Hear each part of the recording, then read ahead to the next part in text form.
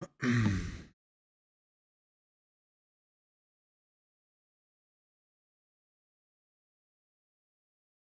going on, everyone?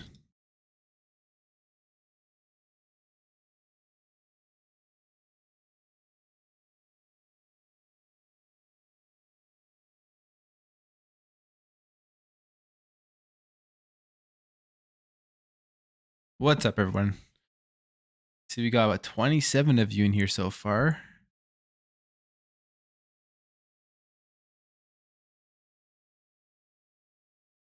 Pulling up the document here, and we'll get right into it. I get the chat going here.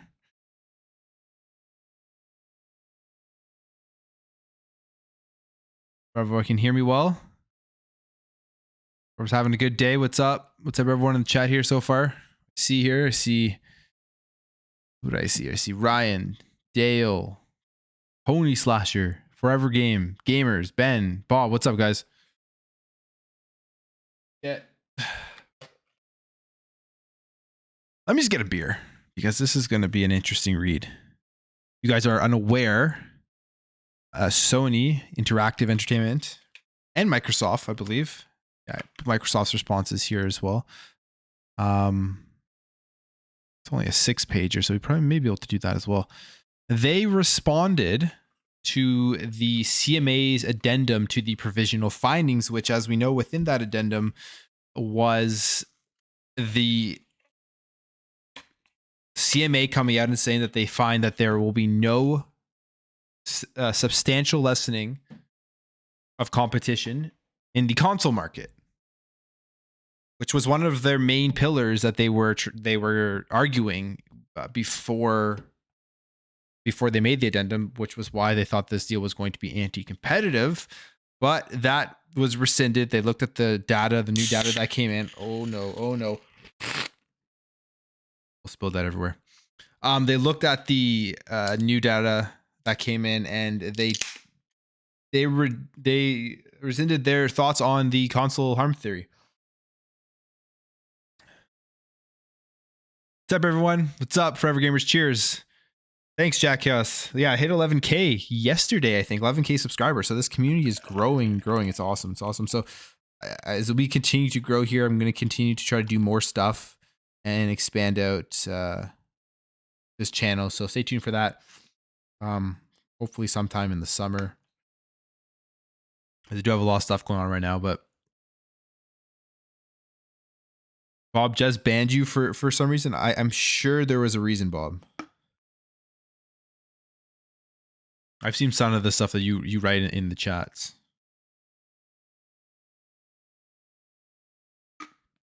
I'm just drinking some Guinness right now. Well, spilled it all over my keyboard. And yeah.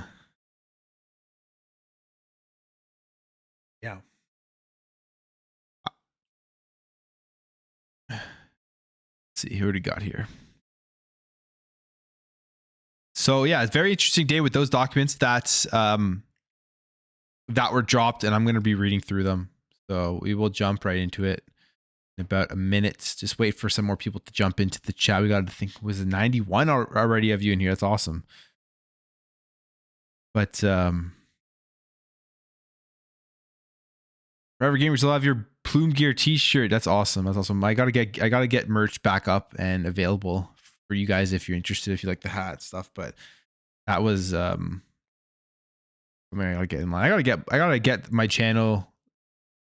I focus so much on just getting the content out there. I gotta grow the actual like other stuff of it, other side of the channel as well.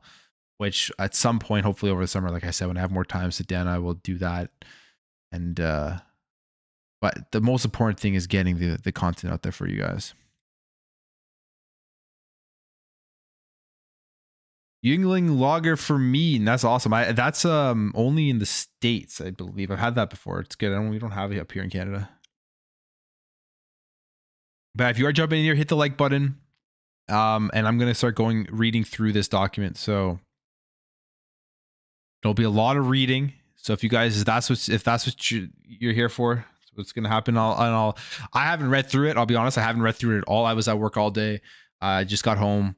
a couple hours ago. So been just working, and now I'm here doing this. So I haven't read through it. I've seen a lot of chatter on Twitter about some of the reactions that people have.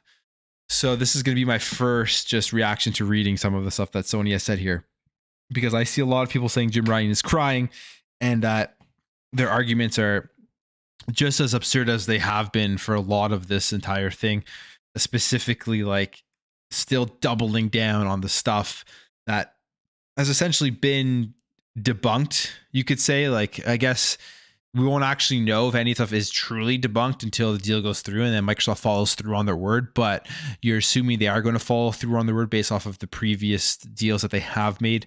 And from the business perspective of things with Call of Duty, it would make no sense to take it off PlayStation. It would make no sense to degrade it. So you're assuming that they will follow through on their word, which, so that's, but they're still doubling down on the arguments that they're saying is the reason why this deal should get blocked. So here it is. This is Microsoft, Activision, Blizzard, Sony Interactive Entertainment's observation on the CMA's addendum to the provisional findings. And we'll just go through it. It's 11 pages. Like I said, it's going to be a lot of reading, but let's jump into it. Introduction. This paper submitted on behalf of SIE contains observations of the CMA's addendum provisional findings, CMA's reversal of its position on the console theory of harm. That is the big one right there. That is instantly the big one right there. Console theory of harm is surprising, unprecedented, and irrational. So Sony is saying that the CMA reversing their decision on that console harm theory is irrational. They're calling out the CMA, calling them an irrational body. Provisional findings assessed a significant body of evidence in the round to support its findings that Microsoft would have the ability and incentive to withhold Activision content, and that this would substantially lessen competition by foreclosing PlayStation. In assessing this body of evidence, the provisional findings emphasize, consistent with jurisprudence, big word, on the CMA's duty to assess evidence, that it is particularly important in this case to assess the merged entity's incentive to foreclose by considering all available evidence in the round rather than to focus on a single model. The addendum takes a diametrically opposite approach. It focuses almost exclusively on a single economic model on which it places significantly more weight than other available evidence. So they're saying basically they are taking the evidence that has been presented to them and as the only reasoning why they don't believe that Microsoft and Xbox will be able to foreclose PlayStation, or why they would economically want to do it, doesn't make good business sense. That they should be looking at a broader scope of reasonings as to why it would affect the console market with PlayStation. And I'm guessing in this response, as we go further into it, PlayStation will be giving their reasonings, what other things that they believe the CMA should be looking at. It says here that model, which is based on the lifetime value of an average customer, is used to estimate Microsoft's incentives to make Call of Duty exclusive to Xbox. The provisional findings contained a similar analysis based on then available lifetime value data, which found that Microsoft would have strong incentives to foreclose. The addendum reaches a different conclusion based on new assumptions and preliminarily concludes the revised lifetime value model suggests that making Call of Duty exclusive to Xbox will result in a significant financial loss for Microsoft post-merger. And I mean, you can look at all of the financial models you want. Someone who didn't look at or didn't do all these crazy mathematical calculations, just as a gamer out there from the outside looking in, it's like, it makes complete sense why they wouldn't want to take Call of Duty off of PlayStation. It just would definitely hurt them financially because of how large of an install base there is on PlayStation. It's not even just about buying Call of Duty every single year on that platform. It's also about all of the microtransactions that they make within the PlayStation Store that Activision makes money off of. So they probably make more money off of that at the end of the day, off of like the Battle Pass and all the stuff that people buy. So that you take all of that away, it's going to be very hard to translate all of those customers over, every single one of them, to Xbox. You're going to have people that will maybe just not transfer at all. Maybe just find another first-person shooter to play, because you could say, oh, maybe they'll just go to PC. But you got to keep in mind, right? Like build a PC to play Call of Duty at a similar, I guess, FPS and performance on the PS5, it's going to cost people more money than going out and buying a console. Probably significantly more amount of money than going out and just buying an Xbox or something. So maybe all their friends are on PlayStation. Maybe they have a huge catalog of digital games they've bought on PlayStation. So you take Call of Duty off platform, maybe they just stay on PlayStation and just play something else. I think that would, for a lot of people, actually would happen, believe it or not, because not everybody is just a hardcore Call of Duty player. There are people that buy Call of Duty, spend a ton of money on it within the first couple of months, and then play something else. Goes on here. The addendum does not, however, reverse the provisional findings that Microsoft would have the ability to foreclose PlayStation or its determination that such foreclosure would substantially lessen competition, nor does it call into question other evidence establishing Microsoft's incentives to foreclose, including the strategic value to Microsoft of expanding Game Pass, which that definitely is. I mean, no matter how we look at this, obviously expanding Game Pass is one of the strategies for Microsoft for this entire acquisition. It's like, that's why, one of the major reasons why they're buying it, even though they do say mobile, one of the major reasons they are buying it is to expand Game Pass, get more subscriptions, and get more people playing into their ecosystem. So sure, that's definitely strategic value of Microsoft. It says here, and financial modeling considered to be subject to underestimation, which found that Microsoft's incentives to foreclose are broadly neutral. As to Microsoft's past behavior following acquisitions, the addendum does not include any new evidence calling into question the provisional findings' original assessment. Rather, it notes that the CMA simply places less weight on the evidence. Okay, so they're saying it's just because places less weight and they're not looking at everything else that they should be looking at according to PlayStation for substantially lessening competition. So number 5, given that the revised lifetime value model now assumes paramount significance in the CMA's assessment, it is essential that it not only be robust, but that it be more robust than other evidence showing Microsoft's incentive to foreclose. SIE respectfully questions whether this can be the case for any model, in particular given the CMA's explanation that quantitative modeling is subject to uncertainties and has to rely on assumptions where information is imperfect, which limits the weight we can give this type of evidence. More specifically, reliance on the revised lifetime value model is unsound because it includes serious conceptual errors that bias the analysis in favor of finding that Microsoft does not have an incentive to foreclose. This paper, which is supported by an economic submission authored by Cornerstone Research provided at Annex 1, shows the following. So this is where we're going to learn reading through this. The addendum's revised lifetime value model is vitiated, or however you say that word, by conceptual errors. The addendum's revised discussion of Microsoft's past acquisitions and strategic objectives cannot be squared with the evidence and the CMA's previous assessment, and the addendum's U-turn on the provisional findings that Microsoft would have the ability to partially foreclose PlayStation is unsustainable. I think that's the big one right there, is they're arguing in this paper, but the conclusion they're going to come to is that reversing the decision that Microsoft will be able to foreclose PlayStation is false, and that it's unsustainable, and that at some point after this deal goes through, if it gets approved, Microsoft is going to be able to take Call of Duty and foreclose PlayStation at some point, whether that is in a year, 10 years, 15 years, who knows.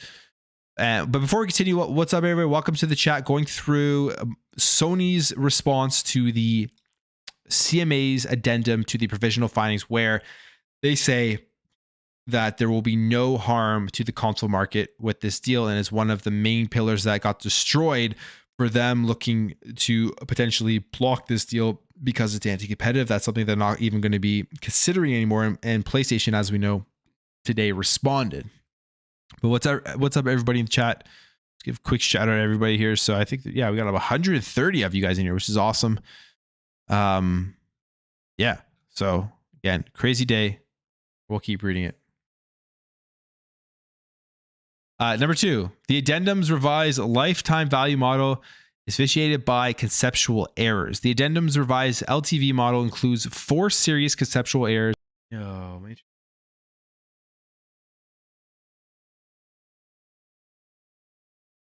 All right, I think I'm back.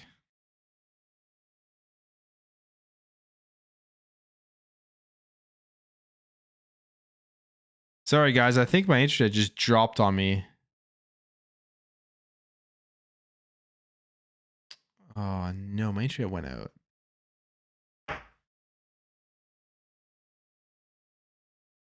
The whole. Damn. Oh, someone says I'm back. I was very disappointed. Okay, I guess I am back. Yeah, my internet just dropped. I don't know what happened there. I'm back, though. You guys can hear me?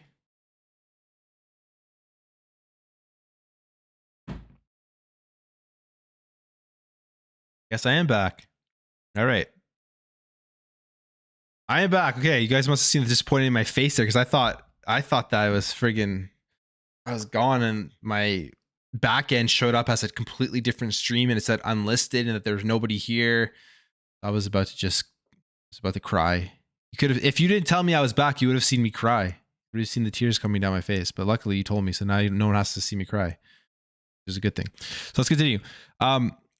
The addendums, so where are we? 7 here? The addendums revised LTV model includes 4 serious conceptual errors as expanded by the paper from Cornerstone Research at Annex 1 and summarized below. Error 1, the addendum understates the gains to Microsoft from foreclosure by around 70%. Wow, okay, so they're saying that they were 70% off with the gains that they think Microsoft is going to get with this deal. The revised LTV model appears to be based on a platform LTV for average users. The model understates the gains from foreclosure to Microsoft by a wide margin because it fails to take into account the following 3 factors. First, highly engaged Call of Duty users. The users at the CMA say will switch to Xbox generate significantly higher spending than the average platform user. So this is something I was just talking about above. Like, so there are definitely people who play Call of Duty all year round, spend money on it all year round, and that's going to be a huge chunk of money that Microsoft is going to be making off of people on every single platform.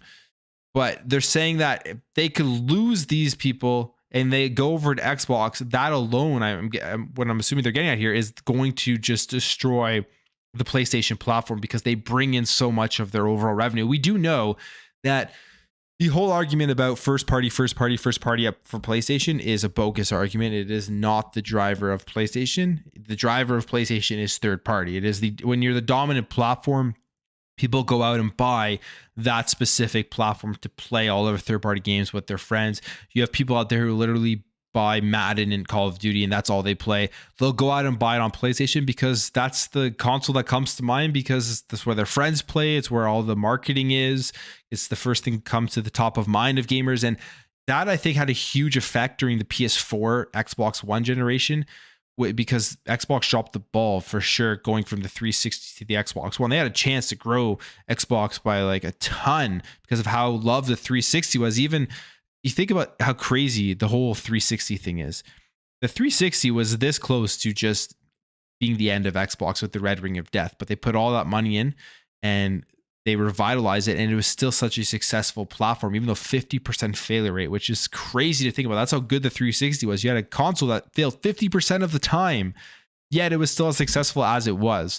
And then they had a chance to just grow on that with the Xbox One. Didn't happen. PS4 came in, becoming one of the best selling consoles. And now, even this generation, you can see the momentum for the PS4 has continued over to the PS5, although the Series X and S are doing very well. People just, if they don't follow the industry, it's crazy to think about. And you would be able to experience this in real life. I'm sure a lot of you have, but like, if you don't follow the gaming industry, there are still people out there probably don't have any idea about Xbox Game Pass or what's involved, what games that you can play with it. That, hey, I want to play, I don't know, I want to play Madden, I want to play FIFA or whatever, not knowing that the games do come into Game Pass. Yes, 6 months later, but they still enter the service, or they want to play something that drops day one. They want to even play Halo, or may not even know it's free to play, stuff like that, right? It's crazy how people, if you don't follow the industry, they may not know these things. But I guess what I'm rambling about here is that does make sense that for PlayStation, or I don't know if it makes sense, but for PlayStation, they have such a large amount of people that just play like Call of Duty on that platform, and it generates tons of money for them. And they're essentially saying if they lose that, their platform is done. SIE data show that these highly engaged Call of Duty users generate about redacted amount for the platform spend of the average platform user. Second, using lifetime value to measure Microsoft's gains while estimating Microsoft's losses simply by multiplying the losses for 1 year by 5, as the addendum suggests, is internally inconsistent. This methodology assumes ongoing losses from new Call of Duty users on PlayStation over the 5-year period, but that no such new users would ever consider switching to Xbox. This error understates the gains from foreclosures, and they have a redacted percentage.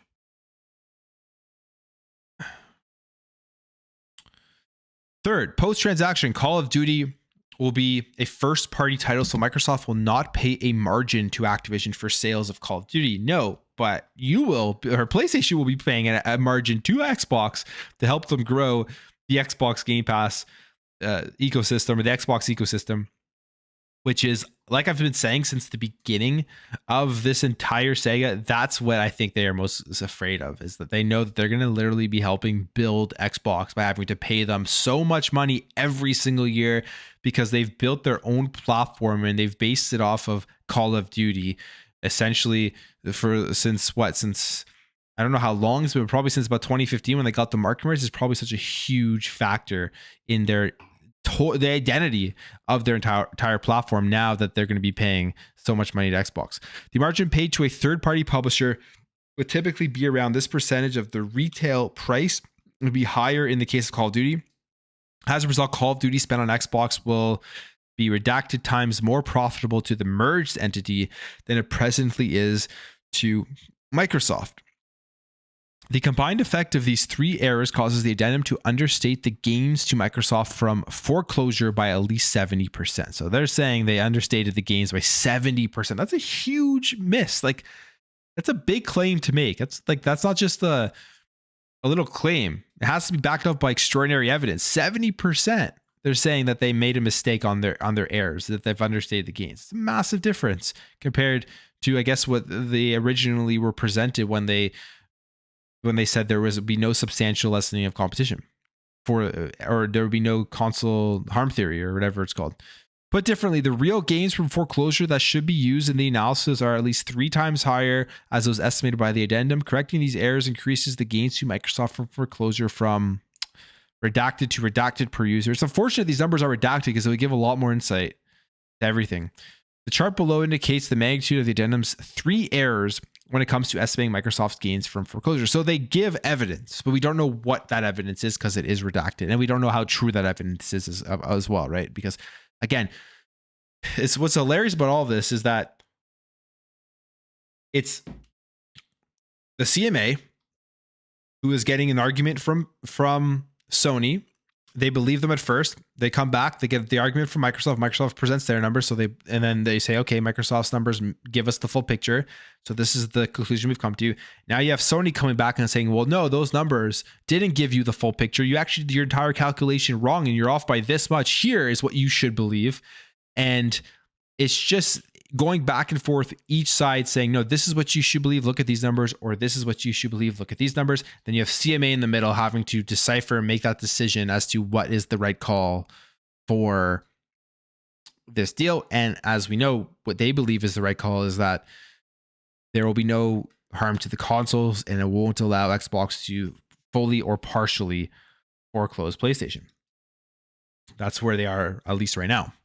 Error 2, the addendum unquestioningly adopts Microsoft's ex post submissions and ignores its contemporaneous, wow, these words, business documents. The CMA's original lifetime value analysis that found strong incentives to foreclose had relied on a lifetime value estimate based on Microsoft's contemporaneous documents created in the ordinary course of business. Man, I think I'm pretty good at reading. I can read most words, but there are some really big, hard words to read here. I'm not going to lie.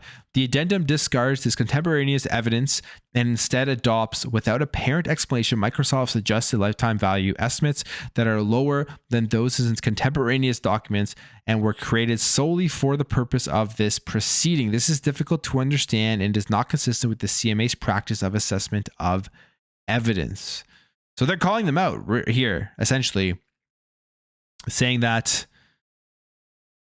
they're saying that they discard certain evidence and they're only taking Microsoft's lifetime value estimates to come to their decision. They're essentially saying they're not looking at all the evidence and they're finding it difficult to understand why the CMA would practice this. They're essentially saying that they are taking the side of Microsoft and they don't know why. Kind of a conspiracy theory, if you ask me. Error 3. The addendum wrongly downplays the significant strategic benefits to Microsoft adding Activision content to Game Pass. Microsoft's ordinary course lifetime values used in the provisional findings original analysis did not include the strategic benefit of adding Activision content to Game Pass. Okay. Because they were based on customers acquired pre-transaction in 2021. It follows that the revised lifetime value based on Microsoft's submission, which are even lower, must not capture this benefit either. Indeed, the addendum expressly accepts that the revised LTVs do not account for strategic considerations related to the growth of Game Pass. So they're really harping on Game Pass as something that needs to be taken into effect here and how that's going to be just a huge advantage for Microsoft. But adding Activision titles to Game Pass reflects a meaningful expansion of content that can be expected to increase Game Pass adoption, especially if Activision titles are available on Game Pass on privileged basis, which is exactly what Microsoft has told the CMA is going to happen. That's not true at all. That's a straight up lie, unless I'm misunderstanding it. That's a straight up lie. Correct me in the comments, but that's a lie, right? Because I mean, I've read through these documents. I've done it on stream. I've made tons of videos on this. Microsoft has told the CMA they've offered as one of the remedies that Call of Duty will be available on other streaming platforms, available on PlayStation Plus day and date. And that's available there to the subscription services. So that's just a straight up lie because they're saying, especially if Activision titles are available on Game Pass on a privileged basis, which is exactly what Microsoft has told the CMA is going to happen. They've told that's a lie. I'm pretty sure that's a lie. But maybe I'm wrong, but I'm pretty sure that's a lie. Number 12, indeed, the provisional findings found that the expansion of Game Pass would have significant strategic value to Microsoft that would represent a gain that goes beyond the sale of consoles and games to the cohort of consumers that would switch in response to a foreclosure strategy. Significant strategic value to Microsoft that would represent a gain that goes beyond the sale of consoles and games to the cohort of consumers. Okay. The addendum does not challenge this finding, but simply asserts that these significant long-term benefits are not expected to mitigate the losses suggested by the revised lifetime value model. This assertion is not consistent with the CMA's duty to base its decision on evidence rather than speculation. Moreover, while the provisional findings could conservatively ignore the strategic long-term benefits because it had found an incentive to foreclose on a static basis, the converse does not hold. The CMA cannot rationally ignore these significant strategic long-term benefits while holding based on the static LTV analysis that Microsoft would not have an incentive. So they're just pretty much saying that they're speculating that Microsoft isn't going to have the incentive at some point to be able to foreclose PlayStation to do something to make sure that because of the power they've gained from this deal, from the games that they have, that they're going to use it to their advantage to be anti-competitive, which I think the counter to that has been the fact that Microsoft has agreed to all of the third-party stuff in terms of somebody in there assessing the deal and making sure that they are living up to their commitments. And if they aren't living up to their commitments, I think as well, in the previous document that was released, that it would go back to the CMA to evaluate whether they are or not, and then come to the conclusion, a decision between the two parties. So that's what would hold Microsoft for sure to not try to foreclose PlayStation. And the other side of things, from what we understand, and again, these are major corporations, and their end goal is to make money. Their end goal is to be number one, be on top. As much as Microsoft seems like the good guy, they are, like, from a gamer's perspective, with the value they give us this generation, they definitely are the good guy. If you have to put a good guy and a bad guy, Microsoft and Xbox are the good guys. PlayStation, Sony are the bad guys. If you have to look at it like that right now, based off of the public perception, but they are big corporations. They want to be number one. They want to make as much money as possible. So you could argue that maybe they will go against their word at some point. But from what we understand, especially from Gabe Newell and Valve and other companies that they've worked with when it comes to Xbox, they've been pretty good for their word. Like, Valve didn't even want the 10-year deal that they were offering, saying that they trust Microsoft and they trust that they will be good with Call of Duty. And then on top of that, they've offered the 10-year deals to, like, PlayStation, they've offered to PlayStation, but to Nintendo and Nvidia and all these other companies. So they obviously know that they have to do something so that everybody can win a little bit with this deal. But Microsoft's still going to try to win the most, but it won't be anti-competitive where the other companies out there are just going to have to close down.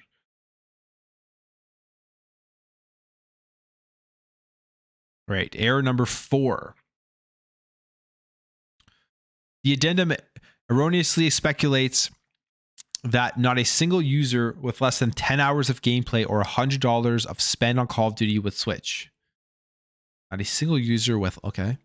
The addendum finding that Microsoft would suffer financially for making Call of Duty exclusive is based on the unsupported speculation that not a single user did not have at least 10 hours of gameplay or $100 to spend on Call of Duty would switch. As the addendum explains, assuming no switching for this group represents the extreme of a possible range of switching, the addendum nevertheless adopts this extreme assumption without explanation, even though evidence on the record shows that a considerable portion of this cohort of users would likely switch.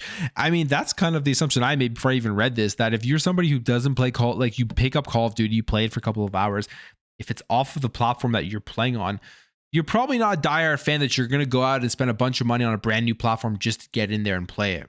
You're probably just going to go and play something else. If you're playing less than 10 hours, I would be hard pressed to agree that they're going to go and switch because they want to play 10 hours on a different platform. This doesn't make any sense. Why would you go and spend $300-$400 to play less than 10 hours of one single game? I don't see that happening. I feel like you just go play something else on the current platform that you were on, because these people obviously are very casual when it comes to the game.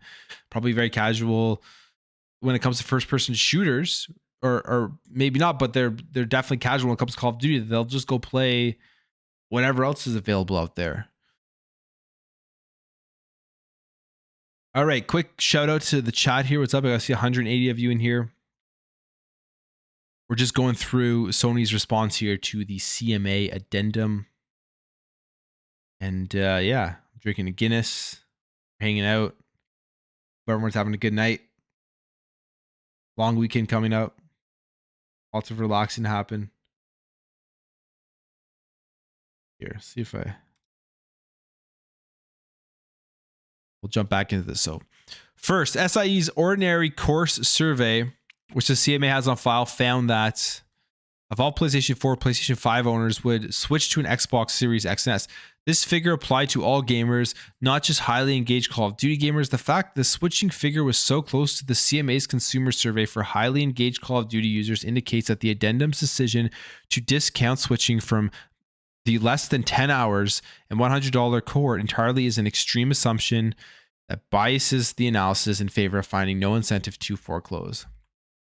I mean, if the entire analysis is destroyed because of people who play less than 10 hours of Call of Duty, I find that one hard to believe. Second, Microsoft's licensing proposal to Sony would trigger a payment by SIE to Microsoft equivalent to on a Call of Duty title. So this is where we would see the percentage that they would have to pay.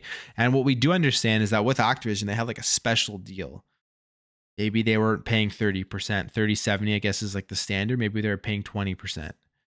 And Microsoft, if I'm Microsoft, there is absolutely no way in hell at all, under any circumstance, am I giving Sony a better cut, a better deal than any other third party out there, any other company, any other platform that wants Call of Duty. Just, there is no way that I'm doing that.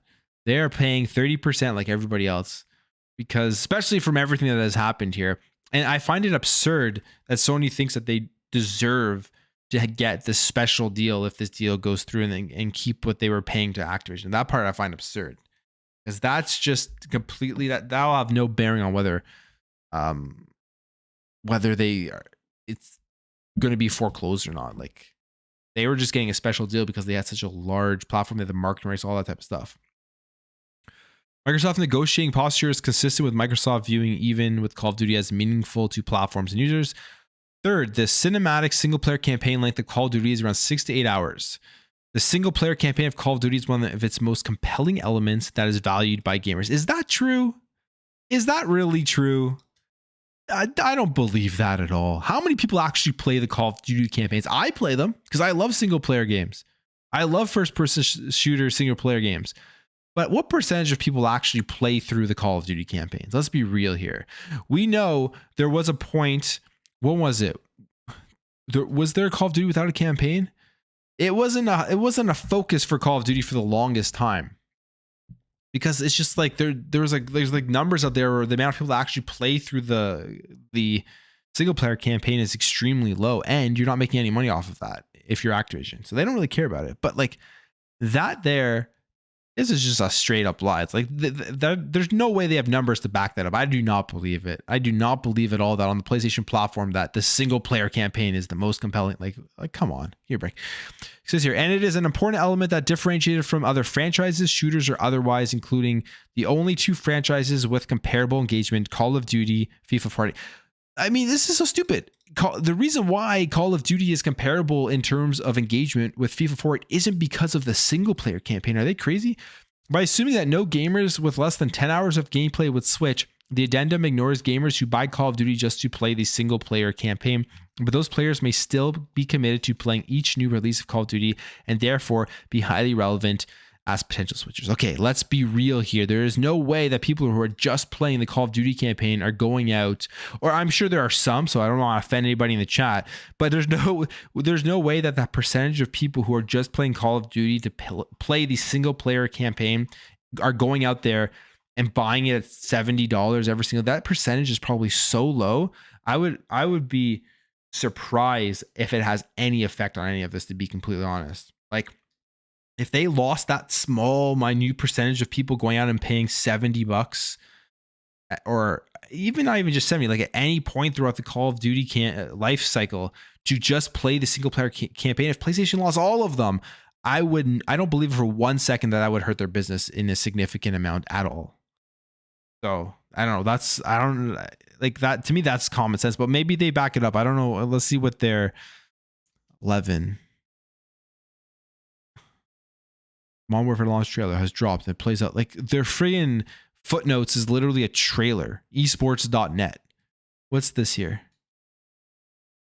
10. Completing the main story of the last two Call of Duty releases: Call of Duty Vanguard, Call of Duty. What is this? How long to beat? They're using how long to beat as a source. Like, where it tells you how long it takes to beat the campaign. So I think this is just complete bullshit. They just threw that in there. And if you know anything about Call of Duty, like, there's no way you would believe that. Like, give me a break. Okay, 14. Overall, the addendums position that not a single gamer with less than 10 hours of gameplay or $100 to spend would switch in response to Microsoft making Call of Duty exclusive is pure conjecture. This conjecture is not consistent with the CMA's duty to base its decision. This entire thing is just pure conjecture. This is just completely makes no sense. I thought they were going to come up with something like super insightful, like, oh, there's 30% of these people who play like 35 to 100 hours, or like 50 to 100 hours would switch.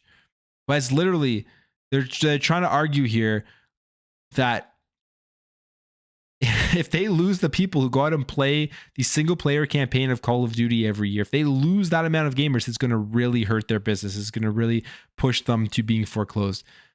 That's crazy. That one's crazy to me. That's got to be the weakest argument I think that they've made off of everything that I've read. I mean, some other stuff I guess you could like, You could argue maybe Sony has some points. They have made some points. It's not like they've made 0 points throughout this entire thing, but that one is just crazy to me.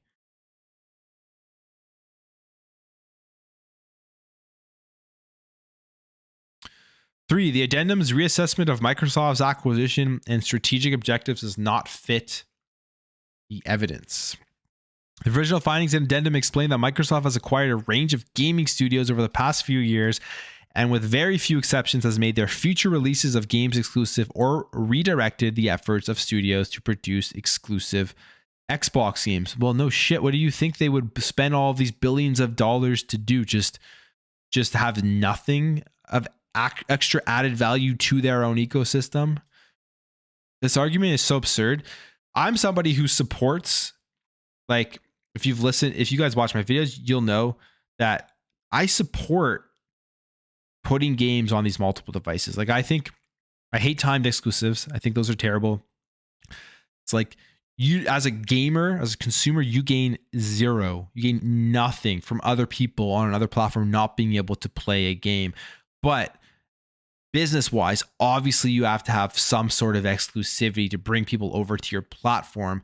And which is why I love what Xbox has been doing, is they've taken the exclusivity thing of locking it to a box, and they've put it now to an ecosystem, which gives people more access across many, pretty much any screen that you want, right? The only places they can't play their games is the Nintendo Switch and the PlayStation 5, but literally anywhere else you can play Xbox games. And that's a much better form of exclusivity. It's much more consumer friendly. So obviously, there's going to be Activision games that are going to be exclusive to the Xbox ecosystem, but you're still going to be able to play them on your PC, on your cell phone, on your tablet, on a smart fridge, on whatever you want to play it on, in a Tesla, right? You're still going to be able to play these games in all of these places, which is the argument I always make. Let's say, for example, those rumors about Starfield came true, where PlayStation got exclusivity to Starfield. The only place you would ever be able to play Starfield would have been on the PlayStation 5. Nowhere else. Not any other box. Is it on the Xbox One? I don't think so, right? Maybe the PlayStation 4, right? But only on the PlayStation boxes. The only place you'd be able to play it. So the argument, this is hilarious that they even bring that up. The provisional findings explain that Microsoft's past conduct was informative when assessing its future intentions for Call of Duty, and found that Microsoft's post-acquisition conduct with respect to Bethesda games reveal its real-world incentives with respect to Bethesda games. Okay, so we know what happened with Bethesda. Well, I'll read through this and comment. As the CMA knows, the European Commission found that Microsoft would not have an incentive to foreclose access to Bethesda games, although it has in fact done so.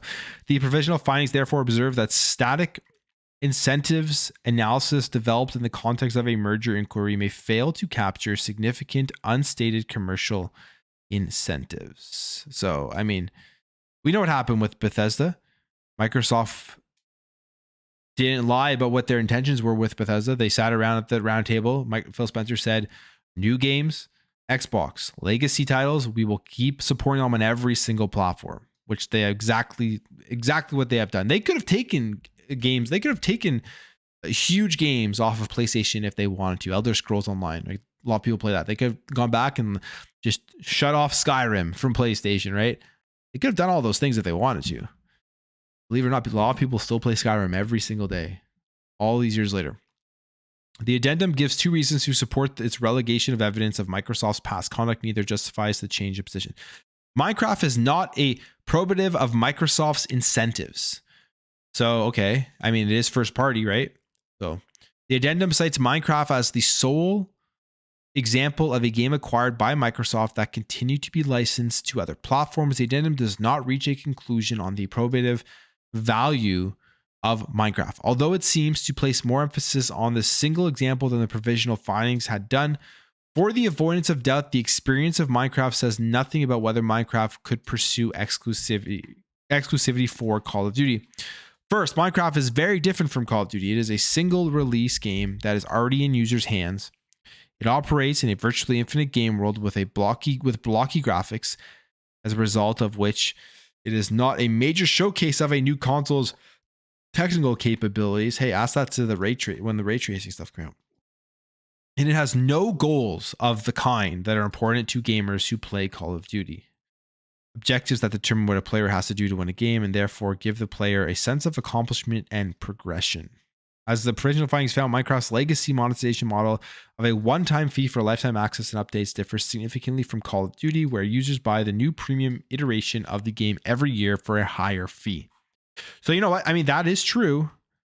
It is a completely different form of monetization, Minecraft versus Call of Duty, but you're delusional to think that if Microsoft took Minecraft, which is massive, off of PlayStation, that nobody would just go and switch. Like, there would be people that switched over, and would that destroy the PlayStation platform? No, it probably wouldn't. They would still be able to survive even without Minecraft, and I'm sure Minecraft is extremely popular on PlayStation. But what they're arguing is that they don't care about Minecraft. I mean, realistically, to PlayStation, they're probably like, take Minecraft. Maybe it's not a big a deal to them because they aren't making the massive amount of microtransactions, the massive amount of money every single year from Minecraft as they do with Call of Duty. And because of that, they're essentially saying that Call of Duty is a pillar for economically for them every year that it comes out. What if Activision just shut down and said, we're not making Call of Duty this year? Would PlayStation just die? Would it be the end of PlayStation? That's the question. Second, Minecraft does not drive anything like the level of gameplay engagement of purchasing decisions of Call of Duty. It has redacted Call of Duty players and monthly active users. It has substantially lower user engagement compared to Call of Duty and has limited impact on the console purchasing decision. Okay, so there's continue on with some stuff there. Third, Microsoft has nonetheless deployed Minecraft exclusivity where it suits its strategic interests. In particular, Microsoft has blocked Chrome OS access to Minecraft's Consumer Edition, instead making available only Minecraft Education Edition, a version intended for the students and teachers, not consumers.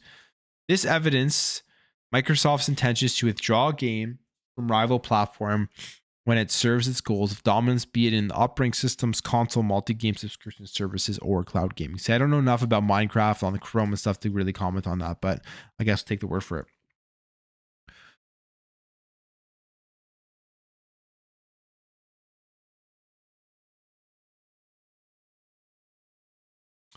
All right.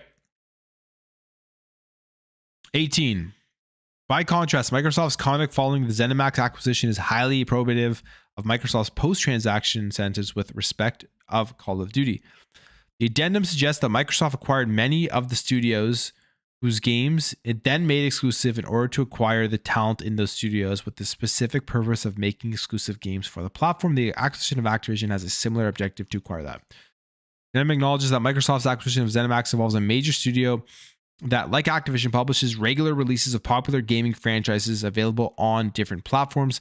As the CMA is aware, since Microsoft acquired ZeniMax, Microsoft announced that future ZeniMax titles, including Starfield, Elder Scrolls 6, and Redfall, will be Xbox exclusives.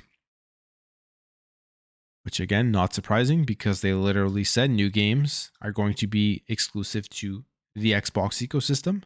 As much as people want to argue that Elder Scrolls 6 is already been established on other platforms, Elder Scrolls 6 is going to be a brand new game. Brand new game. Not a continuous game, not a games as a service, not a legacy title. That's why it's going to be exclusive on the Xbox ecosystem. In so doing, Microsoft reversed assurances made prior to the ZeniMax acquisition that Microsoft would not have the incentive to seize or limit making ZeniMax games available for purchase on rival consoles. Which, again, they've kept tons of ZeniMax games on rival consoles. So they're not lying about that. And statements that it highly encourages cross-platform play because it is good for gaming ecosystems. It's good for us. What we'll do in the long run is we don't have intentions of just pulling all of Bethesda content out of Sony. Yes, all. Keyword all. This is like Twitter right now, where people don't know how to comprehend stuff, and then they think that they've have like the gotcha moment, but they miss keywords within sentences. This section is what it sounds like from the PlayStation side of things. They're really doubling down on things that they've already mentioned over and over again. They're going to the end. They're going to the very end of this thing to make sure they're doing everything they can to try and block the deal. And just last week, 2 days before the addendum was published on March 22nd, the video game trade publication IGN published fresh evidence in the form of an interview with Redfall's creative director Harvey Smith that provides additional insight into Microsoft's strategy. That's hilarious because this was a huge thing on social media and Sony is now playing into it. Like Call of Duty, Redfall is a first-person shooter game that features both single and cooperative multiplayer modes. In his interview with IGN, Mr. Smith explained that Redfall was originally planned to be released on all platforms, including PlayStation, but once Microsoft acquired Bethesda, there was a huge sea change. No PlayStation 5. Now we're going to do Game Pass, Xbox, and PC. He also explained that ZeniMax was working on a PlayStation 5 version of the game until Microsoft bought ZeniMax. After the acquisition, Microsoft then canned the PlayStation 5 port, even though the studio had already put in the work to make a PlayStation version of the game. Microsoft decided to terminate this work and make the game exclusive to Xbox. I mean, I've already explained why they did that. We don't need to go over it again. But the reality is, if you were sitting there thinking that, oh, they didn't have a PlayStation version of Redfall, that's crazy for a couple of reasons. They're multi-platform. PlayStation was a huge platform for them. They have marketing deals in place with their previous games like Deathloop. Obviously, Redfall was going to be made for the PlayStation 5. That's like not even... if people who thought that maybe that wasn't the case, I don't know. I don't know what to say, but obviously that was the case. And the game was probably very early in development too. Because what are we, 2023? I mean, not very early, but it was early on in development because it's been 2 years now. The game comes out next year. So it wasn't in the finishing stages. We hadn't even heard about Redfall. So it makes complete sense why this game was canceled on the PlayStation 5. And you could argue, hey, Microsoft and Xbox we want everybody to play no matter where they are. And you could take those words and use them and say, yes, they should be putting it on PlayStation because this is what they're arguing. And I would agree. I mean, they've said that, you know what, put it on PlayStation. Who cares? I don't care. Put Redfall on PlayStation. It doesn't matter to me. But then you're not really arguing in good faith in the fact that it's still a business. They need to have exclusivity. They want to grow. They want to be PlayStation. At the end of the day, Xbox wants to be better than PlayStation. No matter how nice Phil Spencer seems, his goal is to be bigger and better than the PlayStation platform. There's no other reason why he'd be in the position that he is in. It wouldn't just be there just for fun, right? It's to grow Xbox, make it bigger, make it better. And that's what he's been doing.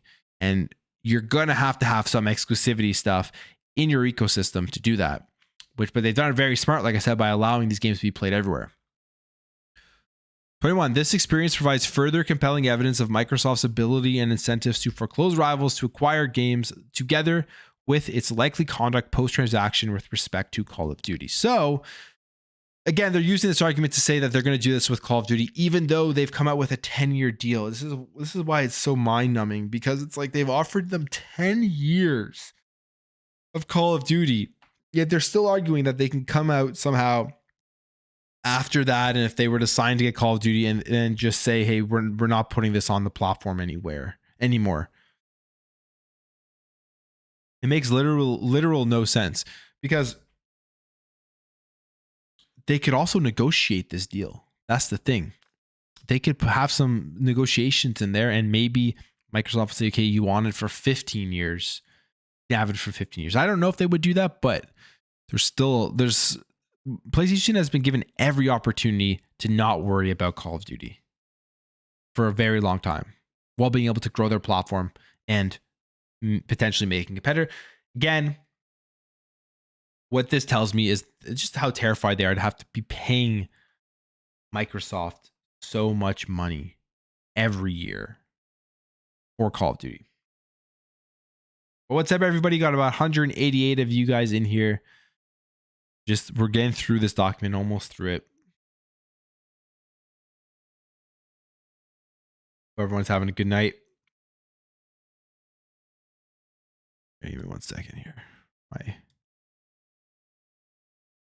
browser's been all weird on me.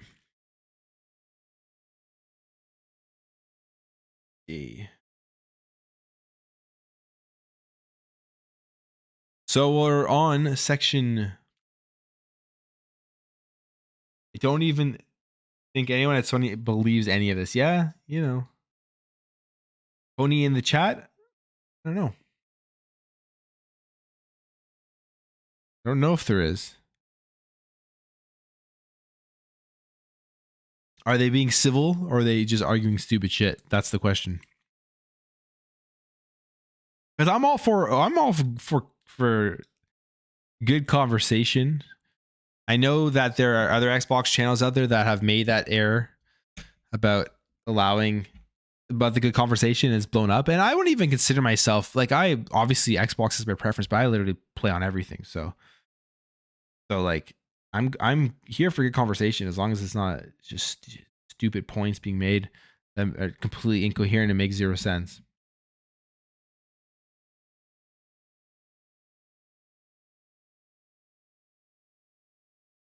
Maybe a unicorn. All right. Well, battling him. Let's be civil, guys. Let's be civil. Okay. Number 4, the addendum's position that Microsoft has the ability to totally, but not partially foreclose PlayStation is not sustainable. Talking console sales. I mean, we've gone over sometimes it's like trying to explain to people that like console sales is literally it matters like somewhat. I mean, they look at those numbers, but like to think that that's like the end all and be all is crazy to me. If that was the end all and be all, would PlayStation be adjusting their strategy as much as they are adjusting it?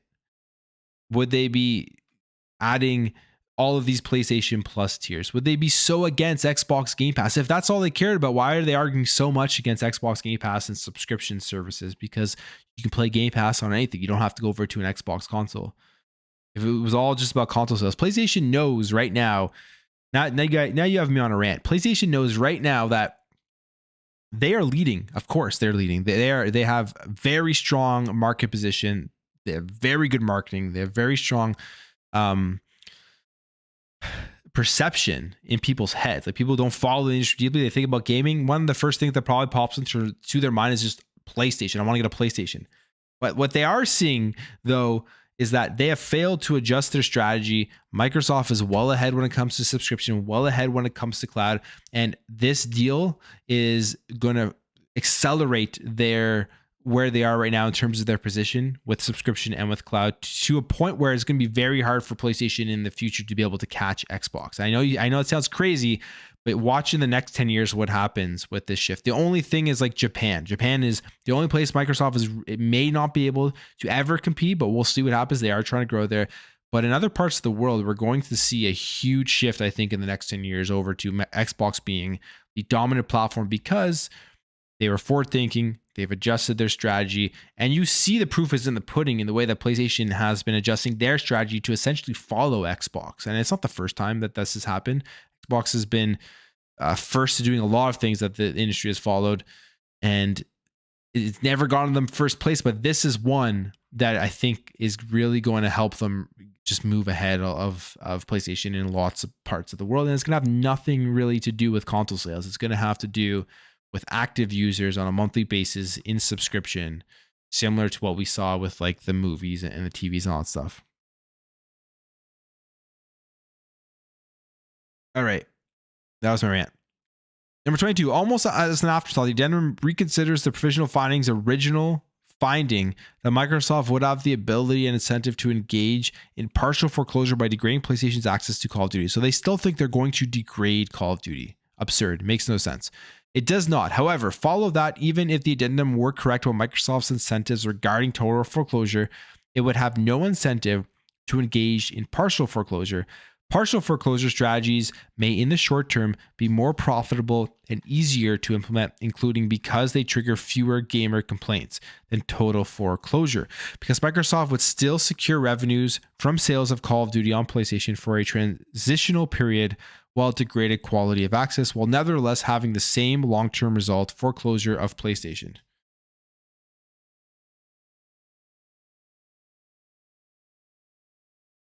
Today, Activision goes to great lengths to promote console competition by releasing an equally high-quality Call of Duty game on PlayStation and Xbox, while making use of their somewhat different technical capabilities. Post-transaction, Microsoft would have different incentives because degrading the experience on PlayStation would benefit Xbox, PlayStation's closest rival. Microsoft would have no incentive to make use of the advanced features in PlayStation not found in Xbox.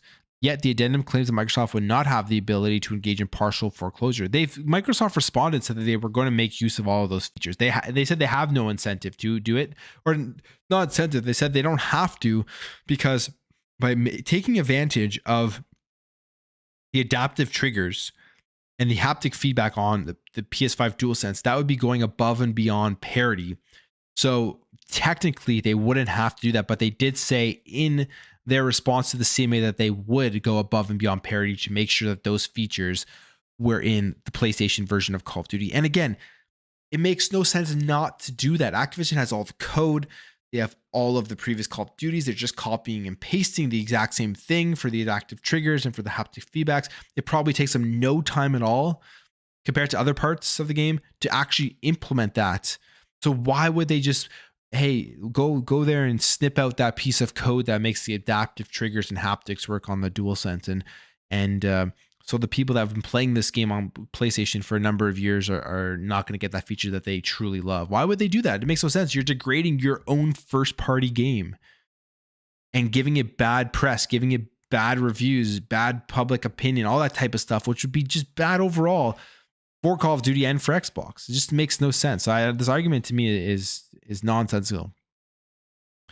It says it does so despite its recognition that Call of Duty is critically important for console competition and that fully withholding Call of Duty would foreclose PlayStation. The addendum's implication is that Microsoft could degrade Call of Duty on PlayStation, raise its price, release the game at a later date, or make it available only on Game Pass with a harming competition between Xbox and PlayStation. They're just this part's it's frustrating to read as someone who's read through all these articles, not because it's like, oh, stupid PlayStation, it's because I've read this so many times and we've already seen all the answers saying they wouldn't do this and that they will be offering the game day and date on PlayStation Plus. Like all of these things have already come out, yet they're still, that's their response. Like if you're the CMA reading this, like they have no other pushback.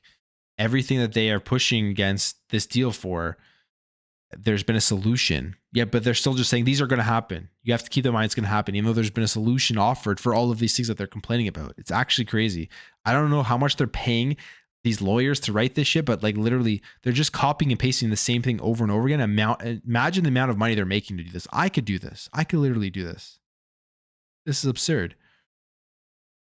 This finding is unsubstantiated and inconsistent with the evidence. I thought there was going to be new stuff in here. Now I'm pissed.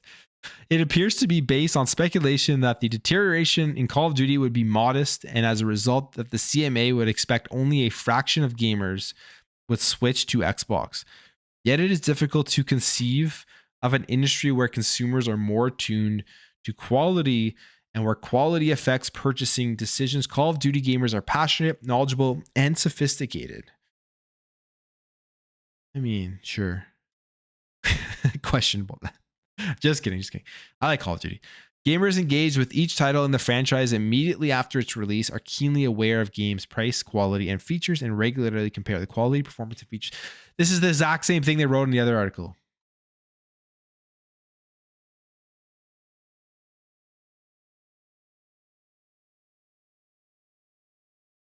Exact same thing they wrote in the other article.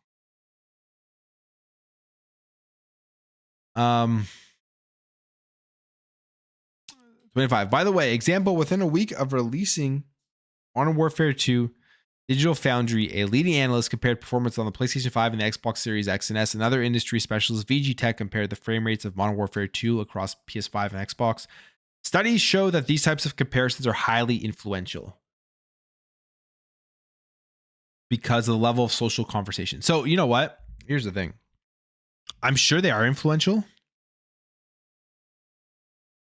But what guy at PlayStation is taking part in these Twitter console wars? That's what I want to know. Because I find that like Digital Foundry's videos, sure, they do very well, and they are, people talk about them all the time, but it's like, if you're just, oh no. If you're just like a random person buying Call of Duty every year, you've probably already made up your mind. Probably already made up your mind of what console you're playing on. And the console you're playing on is where your friends are at. Even though it is crossplay, which is a great thing, you're playing on PlayStation, there's a high likelihood, in my opinion, that even if Digital Foundry's video comes out and it says on the PS5 it's like 10 FPS lower than on the Xbox, but all your friends have been playing Call of Duty on PlayStation, you're still probably picking the game up on PlayStation. Like and you're probably not even paying attention to the Digital Foundry stuff. Question I want to know is how many people who watch these Digital Foundry videos when they do their comparisons actually go out and buy that game and play that game? Or are they just in it for the tech side of things and for the console warring side of things and for the debate side of things? I feel like there's a lot of people out there that watch those videos, debate my console's better, my whatever, don't actually go out and play the game itself. I mean, I could be wrong, but that's just the way I feel about it.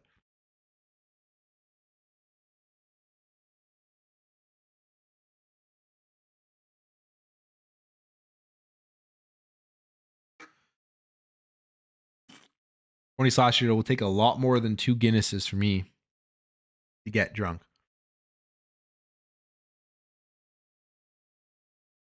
Light beer.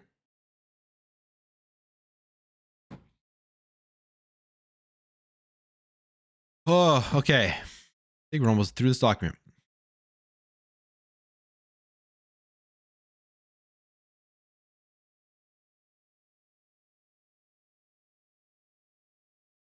I have no idea how you're supposed to understand Digital Foundry tech stuff. I've seen the videos, not my cup of tea or technology. Well, I think most people who watch the Digital Foundry videos don't really fully understand it. They just look at like the FPS counter at the top.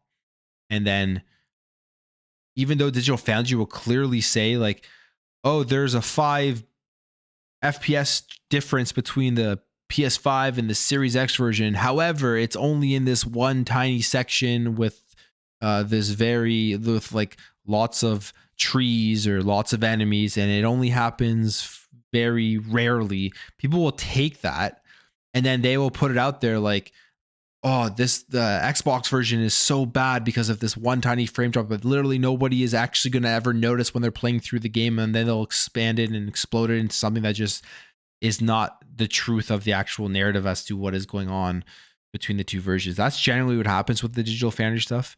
Because if you watch a lot of their comparisons, it's not like one version is significantly better than the other. Like, for example, the Resident Evil 4 one, the first video that came out from Ella and Elisa DeBis, it was like, here's the difference between the PS5 and the Xbox version. There's like a 10 FPS difference in this certain section in the performance mode.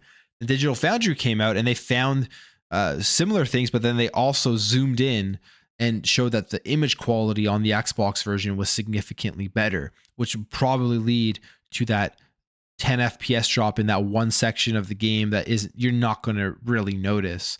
But people blew that up into like it was just something that it wasn't. That's the one thing that Digital Foundry videos do, but it's not really their fault. It's not their fault that people take a lot of the stuff they say and blow it up into huge things. But people argue that they have a bias. I don't know. Maybe they do. I'm not sure. All right, number 26. Gamers regularly discuss and compare their consoles and games. Conversations in forums, chat rooms, and public gaming sessions confirm that gamers are very conscious of the slightest changes in the game's performance, as the highly confidential figure below shows details such as crashes, freezes, and glitches, as well as graphics load times have a significant impact on consumer satisfaction. I want to know what executive at Sony, what's his burner account on Twitter taking part in all the console wars. That's what's happening. If they know all about this, they're definitely taking part of it.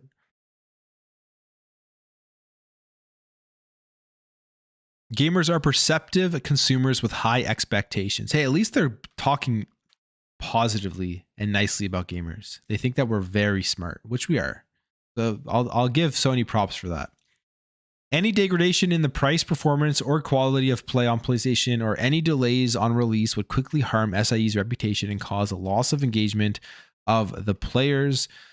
Okay, and they keep going on here. It says, and then they say, as SIE's CEO Jim Ryan explained to the CMA at the remedies hearing, if PlayStation receives a degraded version of Call of Duty, it would seriously damage our reputation. Our gamers would desert our platform in droves, and network effects would exacerbate the problem. Our business would never recover. Our business would never recover. Jim Ryan says that if they received a degraded version of Call of Duty, the PlayStation business would never recover. That is extremely telling for a couple of reasons. One, it's very hyperbolic, it sounds like, and he could be lying. I'm not saying he is, but that would be like if he was lying, it's just a very hyperbolic sentence to try to scare the CMA into making a decision. But it's telling if he is telling the truth, because what it is saying is that essentially, like I've mentioned, the PlayStation business is literally built off of one third-party game. So all the talk we hear about the virtuous cycle of first party, we know why they have to have a virtuous cycle now. We know why, if this is true, why PlayStation can't go out there and make something different than The Last of Us, than the Uncharted's, than the Horizons, than the God of Wars, why they haven't come up with a brand new IP in a while. It's because they can't afford to lose any money. They can't afford for a game not to hit. Just can't do it, because Call of Duty is the pillar of PlayStation. And you remove that pillar, they're finished. And you that seems very fragile to me. So if you release a new PlayStation game that doesn't sell very well, maybe they'll be in trouble. Like, it sounds like an extremely fragile business model if the business will never recover with not even losing Call of Duty, a degraded version of Call of Duty. That sounds just insane to me. But that's what it is. All those years we've been hearing about first party has been lies, essentially, based off of what Jim Ryan is saying. So first party doesn't even matter. Just Call of Duty. The addendum appears to ignore this testimony together with other evidence showing the sensitivity of gamers, and assumes that even though Call of Duty is acknowledged to be important for console competition, it could be degraded without causing gamers to switch. This speculation is unsubstantiated, inconsistent with the facts, and cannot rationally support a decision to find that no SLC will arise in consoles. Conclusion. In conclusion, SIE respectfully submits that the addendum does not justify the CMA's U-turn on the console theory of harm. The revised lifetime value model is vitiated by errors that bias the model to finding no incentive to Microsoft to foreclose. The addendum jettisons without sound reason the PF's thorough analysis of other evidence establishing Microsoft's incentives, and the addendum's partial foreclosure discussion is based on pure speculation rather than evidence. To reach a robust decision, the CMA should revisit its analysis of Microsoft's incentives and partial foreclosure, connecting for the errors identified in this paper. So there you have it. Honestly, it was 11 pages of nonsense. And I know people may think I'm biased because I prefer Xbox, my platform that I play the most on. But I've read through every single freaking document, and this was just copying and paste everything that's already been rebutted, everything that's already had a solution found for, and they just seemingly don't want to take no as an answer. And the question I have, like, more so than all this stuff, because I think the CMA is going to read this and they're going to be like, we've already given you evidence and the answers to everything that you're arguing here. I don't know what you want from us. There's nothing new presented here that's going to change your mind. Unless this model that they show here at number 9 is like mind-blowingly better than anything that they've already looked at from Microsoft and from the CMA's perspective. That would maybe be the only thing, but I'm seemingly highly doubtful of that. But literally, it's just like they copied and paste every single argument, even though this is what the craziest thing is. Even though we've seen multiple documents come out where Microsoft has said they will do all of these things to make sure that all of these other things that PlayStation is arguing will not happen. They'll get the same Call of Duty day and date. They can get it on their subscription service. We're not going to raise the price. You can have it in cloud gaming. We're willing to give out to literally 10-year deals to PlayStation. Whatever PlayStation wants from Call of Duty, they can have. Yet they're still arguing that Call of Duty is the pillar of their company. And if anything happens at all, they're screwed. You would think that they would have come up with an argument about another Activision game, anything else, rather than just Call of Duty, maybe given CMA something else to think about. But it really just sounds like a paranoid person who honestly is just paranoid about something that isn't happening. even though they've been assured that it's not happening, they're just paranoid about it. This sounds like. Which is why I think I have this theory that like if this deal goes through, Jim Ryan's gone. So that's why he's going so hard on this. But who knows? Who knows?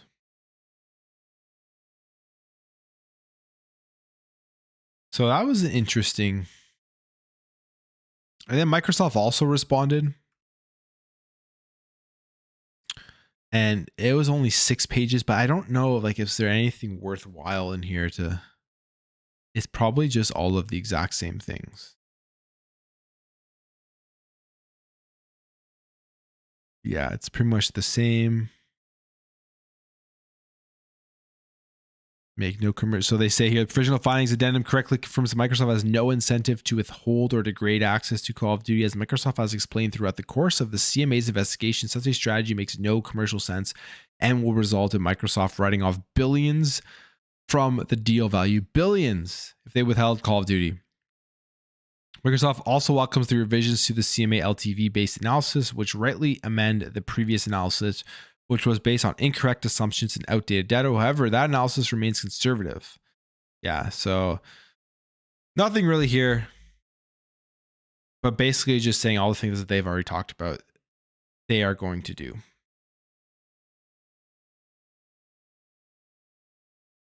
But what are you guys talking about here? I think they're making all this noise about this to distract from other studios they are buying so no one notices. Hey, are they buying Square Enix? That's the question, right? With everything that's been going on with Square Enix recently, it's very weird with all the games that are being withheld. And I see all these arguments on Twitter. I think it was like, I mean, again, I'm not a developer. I could be completely wrong on this, but like the argument that it costs too much money to port the Final Fantasy pixel remasters is for Xbox. I don't believe that. It's just like there's no way that costs that much money to put that on Xbox just digitally, right? Just digitally. Like I've said, like they literally use the same architectures to make these games for PS5 and for Xbox. It's AMD, it's x86. Like it's the same stuff. It's not like back in the day where the consoles were completely different. So how can it be that much harder to just put Pixel Remaster on Xbox? There's got to be something in the back end happening, or there's got to be a fallout. Maybe the relationship between Phil Spencer, Xbox, and Square Enix is falling through. Who knows? But that's got to be. That'd be so interesting to know what's going on with that.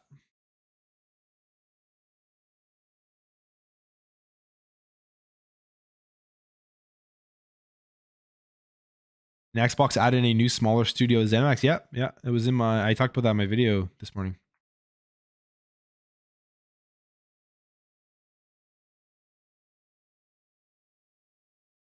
I understand why Sony doesn't make cloud gaming. Well, they had, to be fair, Sony was first. They had PlayStation Now, and it just didn't do well. Like it didn't grow. And that's again on them, right? Like it didn't grow, but they were first in there for cloud gaming. Xbox cloud gaming is just significantly better.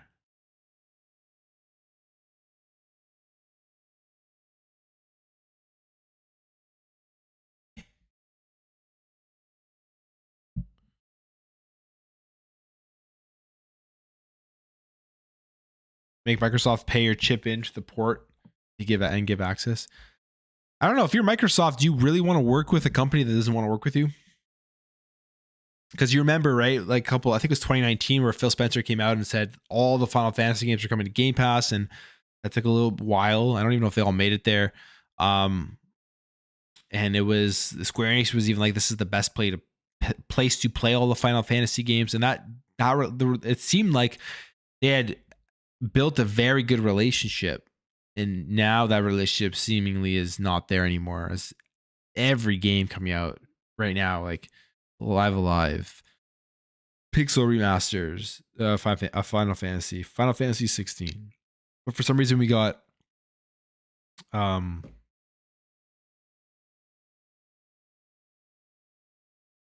prequel, Final Fantasy 7, whatever it's called. don't know why I'm drawing a blank right now. It's been a long day. Like I said, I just jumped on here, worked all day. Now I'm here doing this. My brain isn't all there right now. What's up? Or I don't know if I'm saying your name right, but Sanchez MTZ Gaming gifted 5 Plume Network memberships. I appreciate that. It's awesome, man. Thank you. It's just not Plume membership. I don't ever call it out enough, but yeah, 99 cents. It's just $1. Just kind of supports the channel for all the content that I make. So if you guys are interested in signing up to that, it's $1 a month. Yeah, I mean, you get some badges and everything. I eventually may expand my membership out more if that's something you guys would be interested in, and maybe do some more things. I would love to do more things. I know I put out daily videos, but I feel like the community has grown on this channel, and I love to do like some more types of content, like maybe get back into doing like a podcast. I don't know, maybe having a Discord, stuff like that. Just kind of Crisis Core reunion. Thank you. I don't know why I was drawing a blank. I have no idea why I was drawing that blank. I've said it like so many times. Yeah, that one came onto Xbox.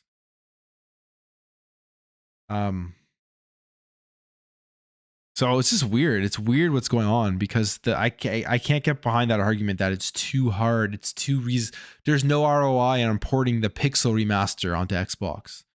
Like, there's no way it takes that much resources. There's no way.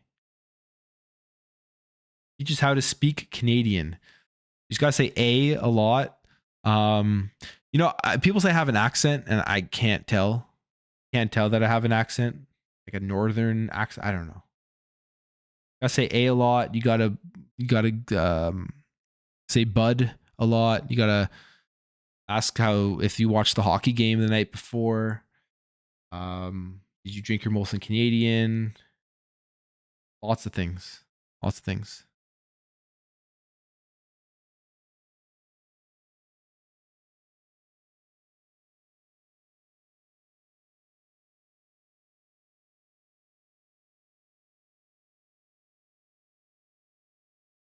You gotta say right. You gotta apologize for everything. If you like, even if you're not wrong. Texan, but lived in Canada for 11 years. Wow. Gotta say a boot. Yeah, there's a lot of things. A lot of Canadian.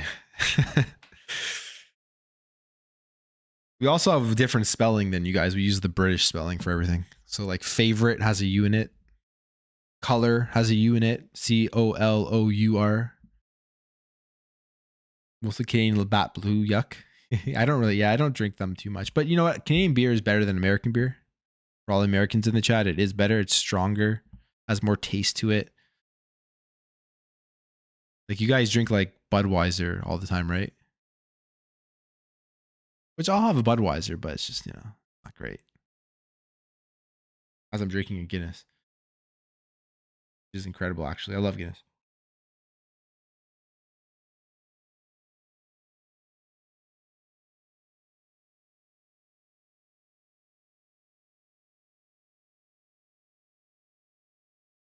English is a tough language.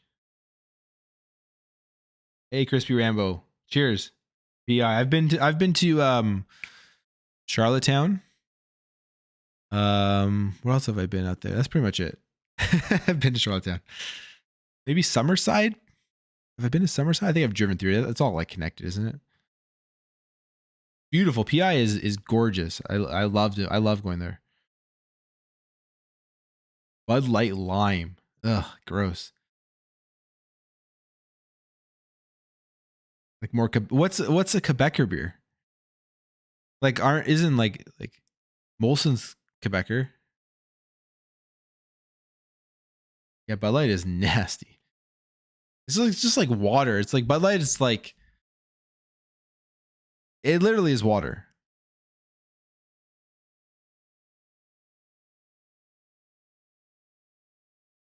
Models or Modelo? Is it Modelo you're saying? I don't know what Models is. Nothing beats a good glass of water. That's true.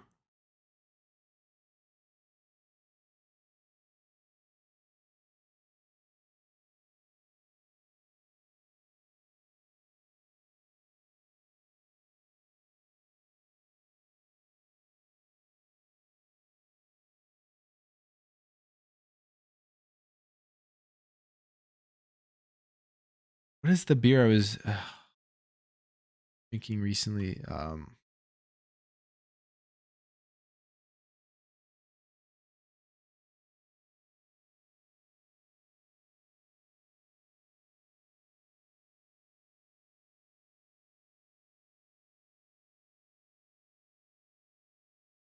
Kendo is just chilling in the corner.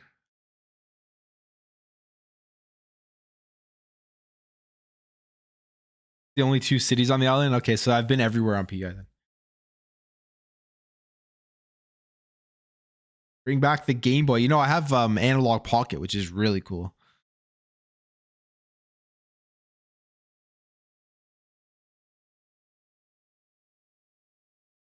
Quebec beer is good for sure. Yeah, there's lots of good Quebec beers actually.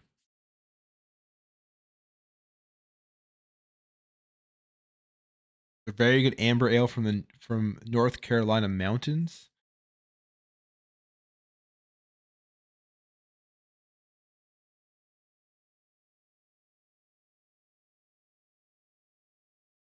Food Network is all elite. I am an AEW fan.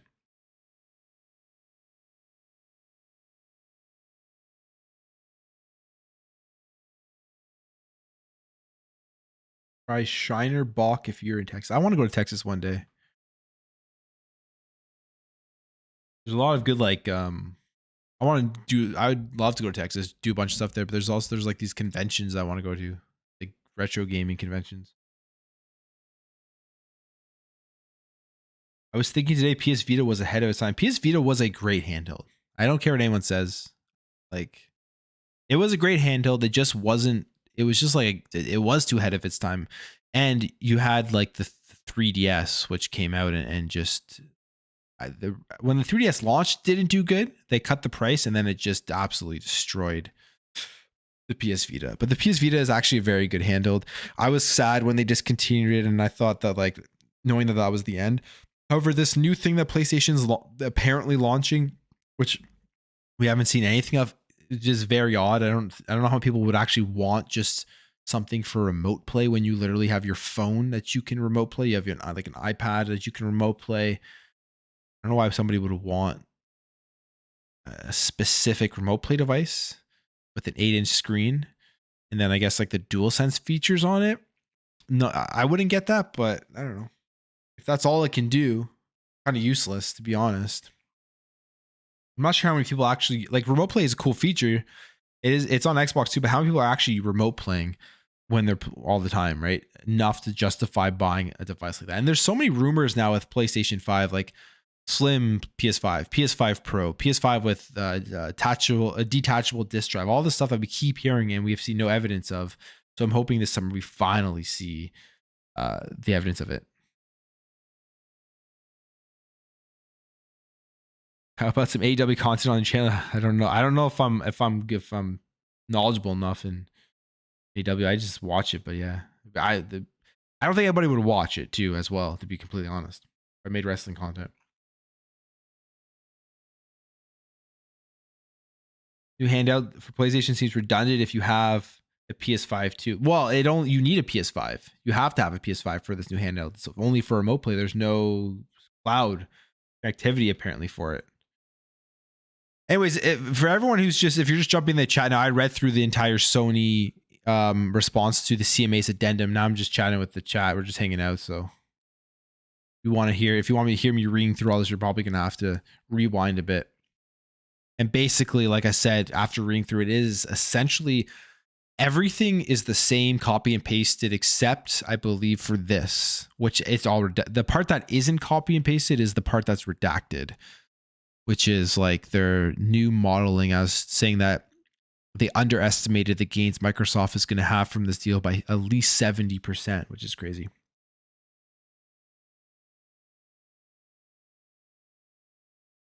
I think about the Razer Edge 5G handheld. It's, I don't know. I'm not like, it's the same with the Logitech G Cloud thing. Like, if it's just cloud, I'm not that interested in it.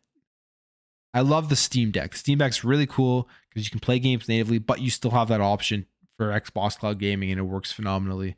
But just cloud, it's like, what's the point? You're just playing that handheld in your house because you have to have a good internet connection for the cloud to actually work well. You're not going to be able to take it really with you on the go and play it anywhere else. Like for me, it's like I want that option to be able, if I'm going on a trip or something, to be able to take the handheld with me and actually play games properly. So for me, it's just cloud, and especially for like $200-$300 for a cloud device, to me, this is not interesting to me.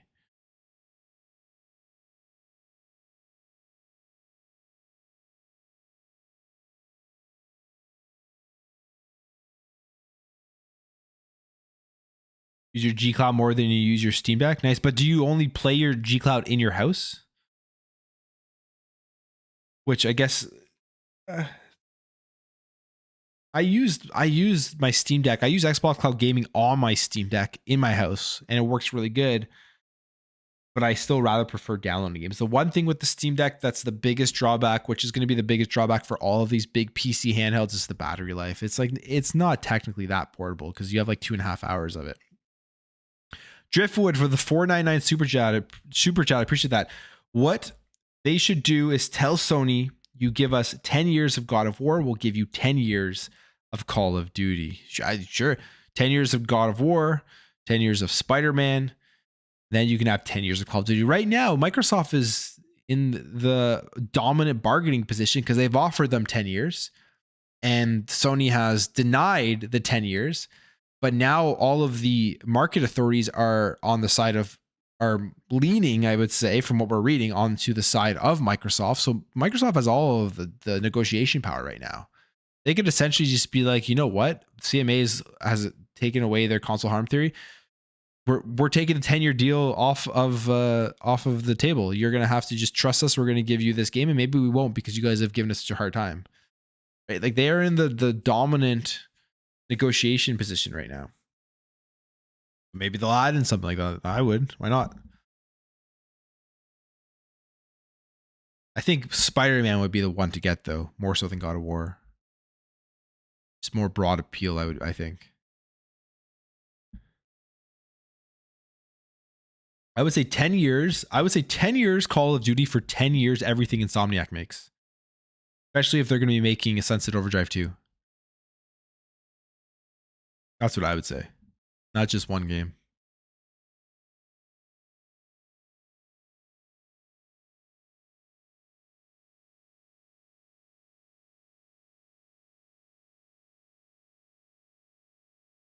No 10 years of nothing from Sony because there's nothing interesting.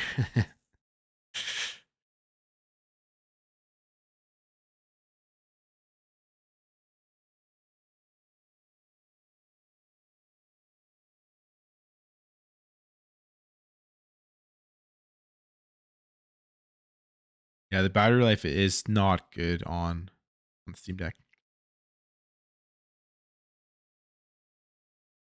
Sony and Microsoft have been down this road before with Halo and Gran Turismo. Have I tried Modelo Mexican beer? I have. Yeah, I believe I have. It's good. Yeah. Yeah, it is good. Scott Owen with the $4.99 super chat. Appreciate that. Realistically, aren't PlayStation and Xbox just going to end up being publishers only because PC mobile really are the future of gaming? I think there will always be some piece of hardware that they make. We know, like at least from Xbox's position right now, you could tell they significantly have reduced their hardware production. It seems like because the Series X is seemingly harder and harder to get, and they had a point where they were putting all their stuff into the server stack. So for them, cloud and subscription is more important. But like I don't think they're just going to completely stop making hardware. This doesn't make any sense, especially maybe even if it's just like a streaming box in the future. But PlayStation, on the other hand, I don't think they can. I think that's one of the biggest reasons they're so scared of this deal going through, is that it will really push Xbox to have such a large lead in terms of subscription and in terms of cloud gaming, that it will completely force them to change their strategy even faster than they are changing it now. Because believe it or not, they are changing their strategy. They are following in the line of what Xbox is doing, which is subscription streaming. You see that with the adjustment of PS Plus. You see that with them bringing out PlayStation PC and PlayStation Mobile. They are going down that road. They just haven't done it as fast. I'm sipping on Guinness. Bounce Tuna with the $2 super chat. If you tried Modelo Mexican beer, I have tried it. I just don't remember if I enjoyed it or not. I think I did. I think it did. A lot of people are saying Modelo in here, so maybe I gotta pick up a case of Modelo.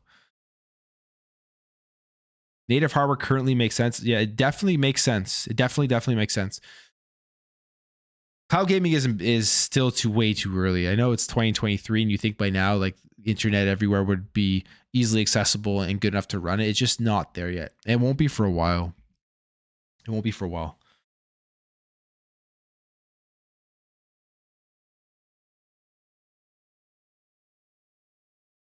It will not be for a while.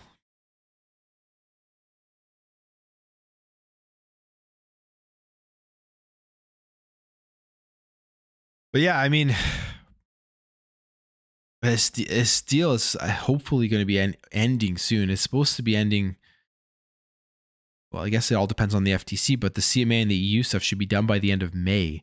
And the CMA should be done in the next couple of weeks. August or April 12th is when they have to submit all of their final decisions for everything, all the final documents. And then April 26th is the last day that they have to be able to make their decision whether they approve it or not. And then the EU has all the way to May 22nd, but they may not take the entire time. And I think it's going to really depend on, a lot of it's going to depend. They're going to look at the CMA decision. Let's be honest.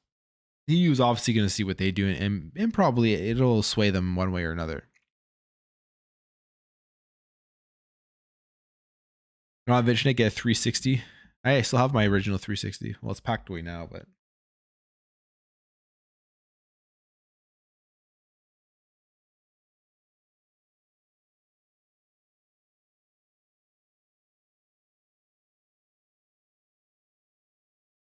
can't say anything about The Last of Us on PC. Look at Cyberpunk 2077. 7 years to make the game. The Last of Us on PC, the memes have been hilarious. Hilarious.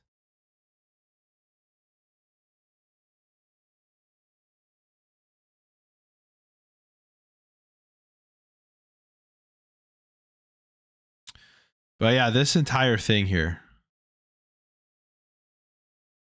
The funniest part about this entire document, I think, was this. It has to be this.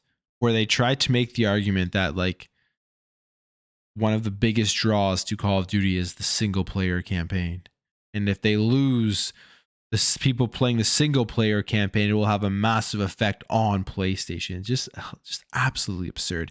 And then their reference to it was how long to beat.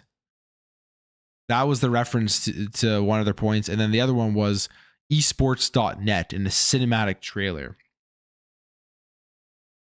Dragon Blood Eye with the $2. I don't know this currency, whatever it is, CHF. I appreciate it. Sorry, I don't know what currency it is. The spirit of Sega comes back to haunt Sony, or to hunt Sony. You're right. It really, really does. I mean, they essentially ended Sega.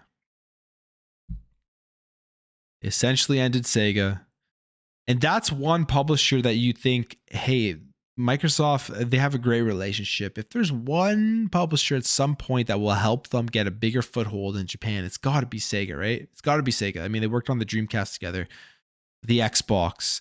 Like their relationship is just so good.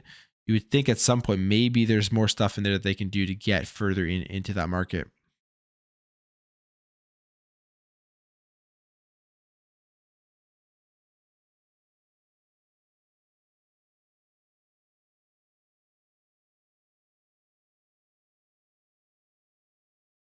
All right. How long are we going here? All right, guys. It's been a long day for me. Worked all day. Read through these documents. I'm going to call it a night, but I appreciate everyone coming out. Appreciate everyone in the stream. Just hanging out and everything. It's been awesome. So everyone has a good long weekend, good Easter, all that stuff that's going on this weekend. And I will catch you guys as usual. Videos. May not have a video tomorrow morning. I may not have one tomorrow morning. Just actually, I don't think I will have one tomorrow morning. This was kind of a replacement for that. But stay tuned. Saturday, and then the rest of the week should have some stuff coming out. So appreciate all the support, guys. I'll catch you guys in my next video, my next live stream, whatever.